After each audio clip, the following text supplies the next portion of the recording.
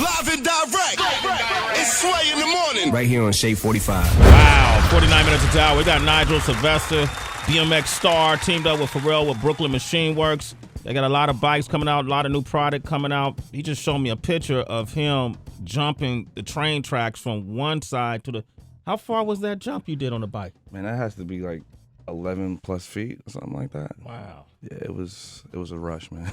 Yo, if you would have missed and hit the third rail... Would have been a problem. Man, you would have went out like Rob. What was it? Ramon. And B Street. In B Street. Yeah. We'd have to do a party. Ramon. Get Melly Mel out, do the whole thing. Okay, anyway. Nigel Sylvester is hanging out with us. If people want to find out more about these bikes and what you guys have coming up, is it a website or something? Yeah, you go to brooklynmachineworks.com. You could follow us on Twitter, just at Nigel Sylvester, nigelsylvester.com. Mm-hmm. Or just hit your local search engine. Now, two questions before we go to Celebrity Wire. You are a part of Celebrity Wire. What's the most daring trick you ever pulled off? Wow. The most daring trick. It was probably the subway jump, honestly, man, because, like, you got to think about it. Like, we're in a subway station 3 a.m. I got my friend, 13 Witness. Shout out to him. He took the photo. He's on the actual subway tracks. Wow. And we did a guerrilla style. Yeah. There was no stop the train or there was no setup. It was just like, we're going to go do this. So it was a lot of pressure on that make that jump first take. You was ready to die? I mean, I was ready to have fun. I do it for the culture, man. I do it for the love. You die for the culture, bro. Got to, man. Yeah, I respect that. I would have showed up to I would have read your obituary. Nah, no way. I'm just saying, man. For the culture. Nah, you got to have more faith in me than that, man. Okay, all right, my bad, Of course, I jumped a few other things before I did that jump. Okay, so it was a build up. I mean, damn. It wasn't a blind jump. I'm not dying for these rappers, man. I don't think you should. Nah. They won't die for you. I guarantee you that. Second question. There's a lot of money in your field. Yeah, man. I'm not asking you about your pockets, but in your best year, what can a BMX rider at the top of his game make? I'd rather not go into that, but we live good. We eat good. Take care of your family and whatnot. Create some options for yourself. Well, see, that's why I prefaced this with, I'm not trying to go in your pockets, but hypothetically speaking, what could a BMX guy... I mean, I'm not in other pro riders' pockets, so I don't really know about what come they on, do. Nigel. Throw a number out there, man. I'm not going to go into all millions? of that. Can you make $1 million in a year?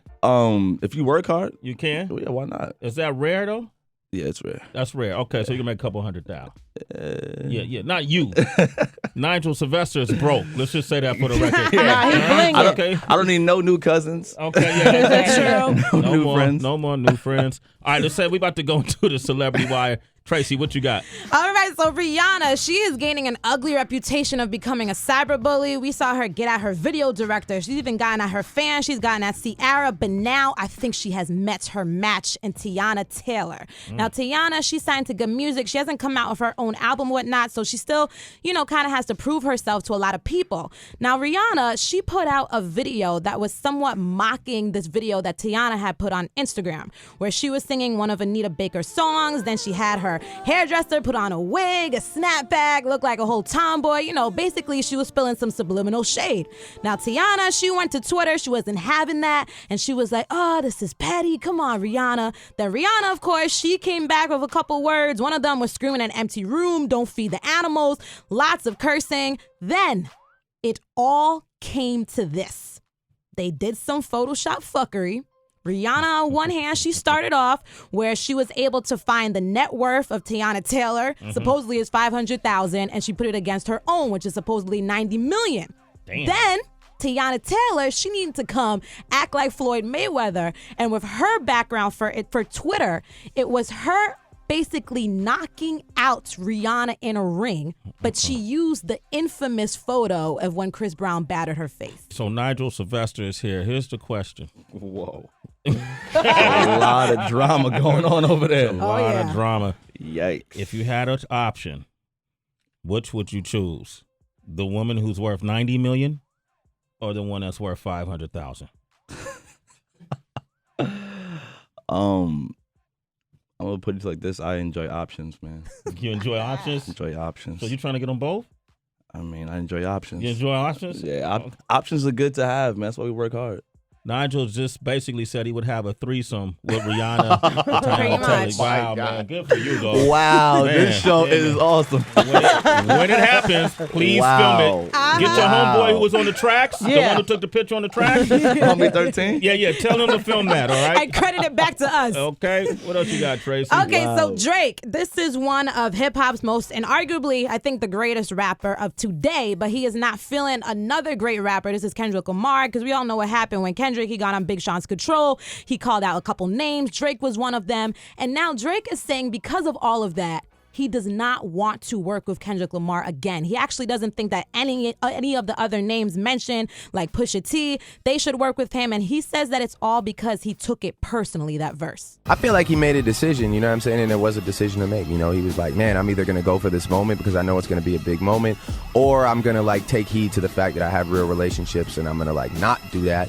Cause like, you know, I'll be real, like I thought of doing that before. You know, I thought like, man, it would be crazy if I just went off on everybody, but it's just kind of like, where does it really get me? Then what? Then every time I rap, people are going to expect me to be confrontational, and when I'm not, then it's not entertaining. You know what I mean? It's like, it kind of puts you in a box a bit.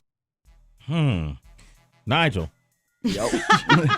That's how this works right here. Okay. Yeah. You just put up the situation and ask me in my opinion? Yeah, I'm just curious. You know, I got you here. Why not? What do you feel about that when Kendrick, you heard the song, right? Yeah, I heard the song. Did you find anything wrong with it? Did it get you excited as a fan? Did you want to hear other rappers respond to it? Honestly, like I played that song back for like a day straight and repeat. Yeah, right. just to catch every line, like the little nuances and everything. And I watched a whole bunch of different people respond during interviews. Like I watched Meek say something about it, A$AP Rocky said something about it, and I agree with them where it's like, it was good for the actual culture and for the sport of hip hop. I think it was dope. It made people say, okay, cool, there's something going on over here. Yes. You know, and I don't see a problem with it. I think it was dope. So if a BMX rider, another rider challenged you to a trick to see if you can do it or not, would you, you know, if he's up on your level at least, you know, and maybe it was a purse involved, a prize package or something, would you do it? Would you consider it? Yeah, why not? Let's go do it. You want to battle? Nigel wants to battle. Let's put it out there. Let's go do it. Let's go do it. Because you know what it is too. It's like even on like a daily basis, like my friends and I, we go out, we go to the skate park, we go to a bicycle spot, and we play games of bike. You know, and it's all just friendly competition and just make sure everyone game is stepping up every single time. I kind of felt like that's what Kendrick was doing. For real. Interesting, man. Nigel Sylvester, man. Thank you for coming by, brother. Thank you for having me. It's Sway in the morning, only on Shade 45.